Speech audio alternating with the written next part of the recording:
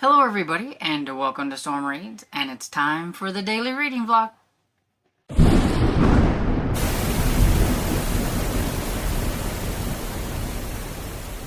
Good afternoon. Popping in here to let you know what's been going on, and I've had quite a busy morning. So I did some cleanup downstairs, and while I was doing that, I was listening to Hour of the Hunter by J.A. Jance. And then I ended up finishing it whenever I come upstairs, so I am finished. Yay! I can say that this was not my favorite. It was so different than the other ones. But I do think she was just going for like a standalone, I think, with this when she made it, and it was just supposed to be suspense. But I didn't really find it very suspenseful. The ending was very interesting, and I think my problem really with this one, more than anything, was the jumping around. So, like, you were getting this story from present day and then past, too. So, we could be in the present day one moment, and then, like, the next moment, the next paragraph, even if there was a page break or whatever it is, we went into the past. There was no indication of going there. I would have liked maybe, if not present and past being written, or at least dates. Like, this was set in the 70s, and so a lot of the past was, like, definitely in the past.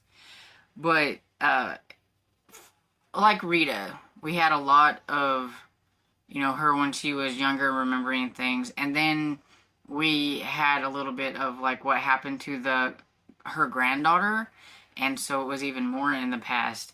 And you got to, figure out, like, what happened with her and all that kind of stuff. And then you got to know Rita a little bit through the past. And then you have Diana, and you get to know, like, what happened to her, how she met Gary, the guy that she had married, and how he was mixed up with Andrew Carlisle, who is the monster of the story, and everything, and what happened. And you get some of the folklore from the Native Americans, and you have these stories. And even though the stories do kind of have a parallel to what is going on, I think I could have done without the stories, because all they did was confuse the heck out of me, and I was always like, I don't understand why these stories are even in here. You do get a lot of, like I said, Native American, like, folklore. You get a lot of, like, their, like, belief system and things like that. So, like, Father John was wanting, and I can't remember his name because it's a name. Looks away or something like that. I can't remember now. But the medicine man guy, like, they were wanting him to be, the kid Davy, to be baptized. He'd never been baptized.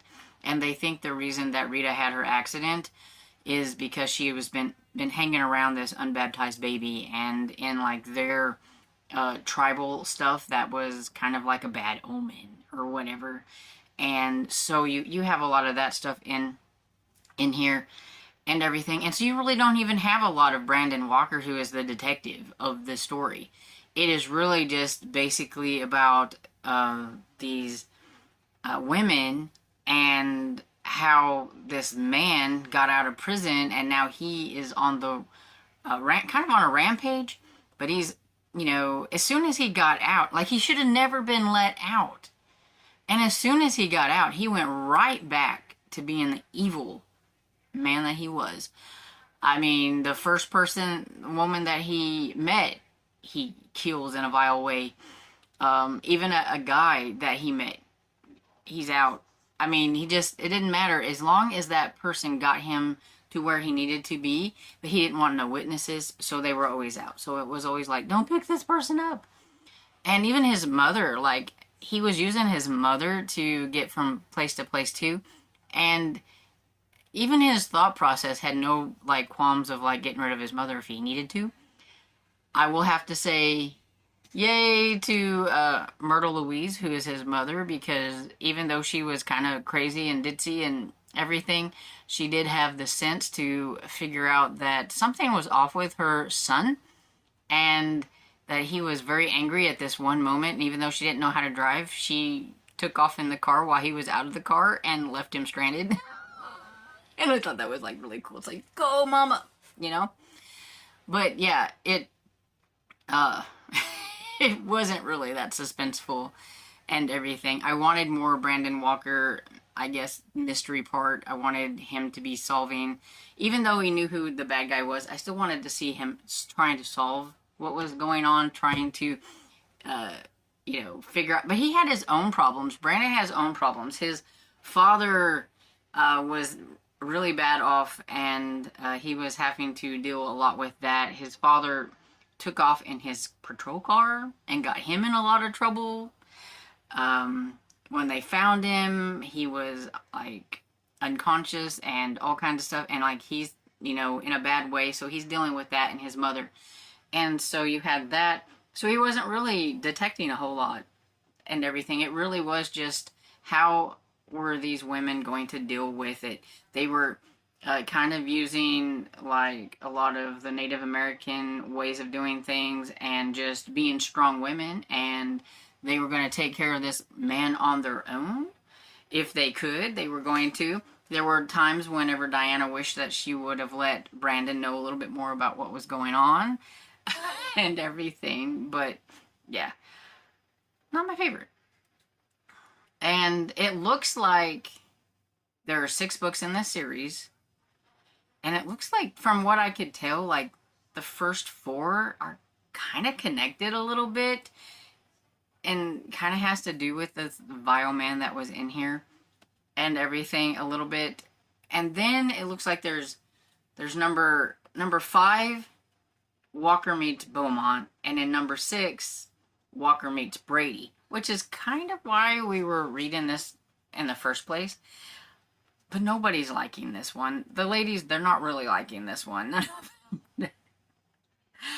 I'm not sure if they want to go into any more of these. We'll have to see. I'm curious enough to like go ahead and everything to see how it's going to go from like here out. I'm a little curious to see if they're gonna still be suspense, or if it's going to change to any kind of mystery, or if they're always going to be suspense novels. It's funny enough, this is one of J.A. Jance's favorite books, and we all don't understand. Then I did manage to get a little bit of this listened to last night and just a little while ago while I was putting lots of books on Pango and stuff.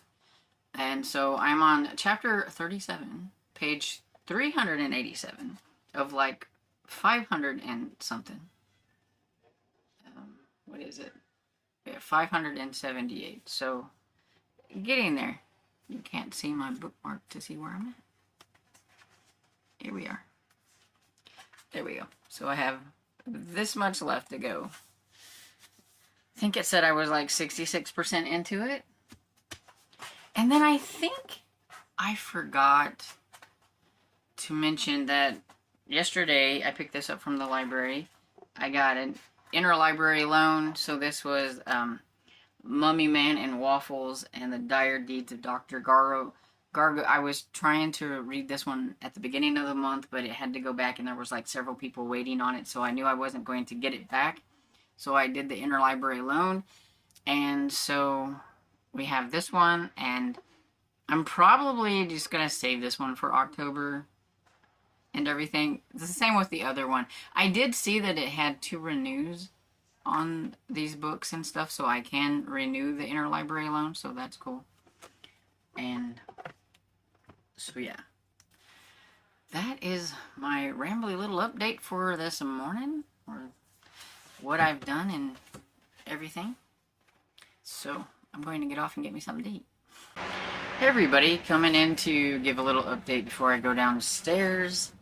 So This afternoon, I thought I'm going to mow a little bit. I didn't really want to. I didn't want to do the whole mowing. I'll be honest. I am not in the mood to mow. And our rider had 3 flat tires. And I'm like, I really don't want to mess with it. Because I know at least one of the front tires, I will have to stop and air it up like 3 or 4 times while I'm mowing. I just wasn't in the mood. So I thought, well, I'll get my little push mower out. And, well, the ants and stuff have gotten into the push mower. And I got it to work a little bit. I got to mow like the front yard a little bit, and I walked down and kind of mowed in, started to mow in front of Dad's little building, and it died. And I'm like, what the heck? It was doing just fine. And then I brought it back up. Dad got it going. I mowed a little bit more, and then it quit. And then I was like, okay, I give up. I think he's probably going to have to open it up and flush out the ants, because I think the ants made them a little nest in there, and that's why it's not working. Like, they were just crawling out of everywhere in it and everything. It's been a while since I had used it, and with maybe some of the rain and all that, they decided to seek a place up high, I guess, and decided to build them a little ant farm in our mower. So, that didn't work out as planned, but I did get a little bit of it done, and I weeded a little bit, and I weeded it around the rider, so that maybe the next go around I will get the rider out, air the tires up, and mow the lawn. You know, not having to mow the lawn is the only thing that I think winter is worth. In the winter time, I don't have to mow. That is the only thing about winter I like. Other than that, I am not a winter fan. Anyway, so while I was doing that, I did listen to a little bit of Ghost Story by Jim Butcher. So I am this far. I almost got there. Getting closer. I think I'm on 73% is what the audiobook says and everything.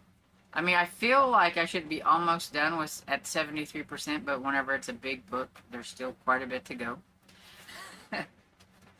And so, yeah, that's what I worked on. And then, for like the last hour and a half, I kind of relaxed because now my body hurts. Even just pushing that little bit really wore me out and everything. But it was good exercise. That's what I was trying to get in, is some exercise. And I thought it was going really well. I wasn't even feeling winded until the mower decided to not work anymore. And then I had to pull and pull and pull on the thing, and then I couldn't get it going and everything. And then that got me kind of winded, and then I got tired. I was like, I was doing really good. Anyway, so that's pretty much how the afternoon went. And while I was relaxing, I have been playing around with a new little spreadsheet that I got from somebody. It's just about tracking your series and things like that, and I've just been playing around with it because it has stats, and it's supposed to show you some stats and things like that. And so I thought it would be kind of fun to plug all my series into it and see what it tells me. How many books do I still need to read and all that kind of stuff. It's probably going to take forever, and so it's just something that I'm going to play with every now and then. I have several like bookish projects like that at night, mostly when I'm listening to audiobooks, I play around with.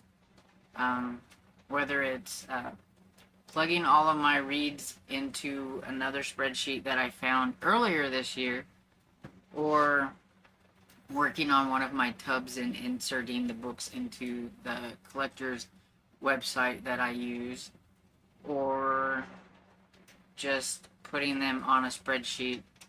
Anyway, this, that, and the other. Yeah, I've always got something going to keep me occupied anyway. So, what's another spreadsheet, right? I have a spreadsheet problem. I can never just keep one. I always find one that I like more than the one I had before. I have a problem. Anyway, it keeps me busy, keeps my mind busy, I guess.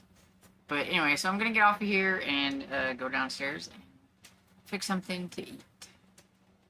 I think Dad's having spaghetti red because we have some leftover spaghetti, but I don't know what I'm having. Hey everybody, coming in to wrap everything up. So Dad did have the spaghetti red, and I made a hot sub sandwich with my homemade bread. And I had some cottage cheese. And I didn't read anything at that point, but when I came back upstairs, I decided to read a little bit of My Mummy vs. Your Ghost by Paul Tobin, so that I could get a little bit of this read, because I need to. It may be what I work on a little bit later. They will be over by the time you're probably viewing this, but I am going to be doing some sprints with Keen Cat, and so hopefully I'll get a little bit of this in. Kind of tired of the audiobooks for right now, and so having one to eyeball read will be nice. I'm on page 106 of 197, so I don't really have too much left to go and everything. I'm over the halfway bump, so that's always good. And we're in that, like, position of, like, where we were in the first one. So, at the beginning, they go and get their monsters, and then you have this kind of, what I feel like is kind of a lull of the monster doing some kind of training, but it's not particularly all that interesting, and everything. And then you'll have, like, all the action will come probably in, like, this last little bit, like, when they start fighting, that's when all the action is going to happen and everything. And it's basically exactly what happened with, like, the first book.